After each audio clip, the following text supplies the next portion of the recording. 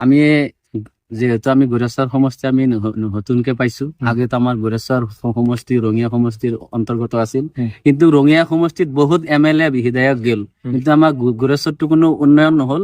সকলো জনগোষ্ঠীক মই আহ্বান কৰিম, সকলোৱে দলে বলে আহি মোক সহায় কৰক আৰু গোৰেশ্বৰ সমষ্টিটো উন্নয়ন কৰাৰ ক্ষেত্ৰত মই প্ৰথম কাম কৰিম। প্ৰথমে মোৰ সাংবাদিক ভাইসকলক মই ধন্যবাদ জনাইছো।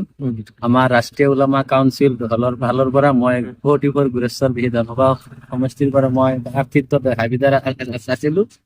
মোক দলে কালি 4টামান বজাত মোক প্ৰাৰ্থী হিচাপে মোক দায়িত্ব দিয়ে, মোৰ নাম ঘোষণা কৰে। সেই উদ্দেশ্য লৈ আজি আমি এটা বাহিক ৰেলী আমি ওলাই আহিছো। আমি কি ক'ব যিটো আপুনি প্ৰথমতে মোৰ ৰাষ্ট্ৰীয় ওলামা কাউন্সিলৰ কেন্দ্ৰীয় সমিতিৰ সভাপতি সম্পাদক প্ৰমুখ্যে অসমৰ আমাৰ ৰাজ্যিক অসম যিটো প্ৰেচিডেণ্ট আছে মৌলানা ওবায়দুৰ ৰহমান কাছেমি চাহেব, জেনেৰেল ছেক্ৰেটাৰী, সকলোকে মই ধন্যবাদ জনাইছো মোক টিকেট দিয়াৰ কাৰণত। আৰু মই সকলো জনগোষ্ঠী জাতিক এক লগত লৈ গোৰেশ্বৰ সমষ্টিটোত যে এইবাৰ জয় হম সেইটো একদম নিশ্চিত হৈ পৰিছে।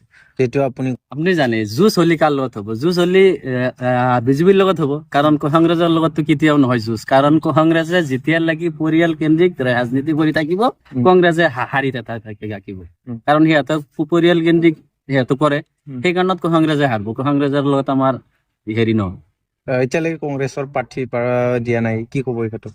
কংগ্ৰেছে যদি প্ৰাৰ্থী দিলেও কথা নাই আৰু নেদিলেও কোনো কথা নাই, যদি দিয়েও আমাৰ লগত যুঁজ নহয়। বিজেপি কাৰ লগত যুঁজ হ'ব? বিজেপিয়ে যদি ধৰক আপোনাৰ মেহিদুল টিম আঙুৰি আহি পায়, এখেতৰ লগত মোৰ যোৱাটো একদম খাটাং। কিমান মান? আমাৰ মোটামুটি 122 লৈ 200 মানুহ লৈ মই আজি বাইক ৰেলী কৰি আছো।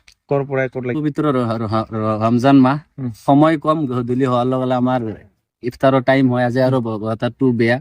তাৰ কাৰণত আমি মহৰীৰ পৰা 1 নং ৰৌমাৰীৰ পৰা আমি গেৰুৱাৰ লাগি আমি কৰিম বাইক ৰেলী।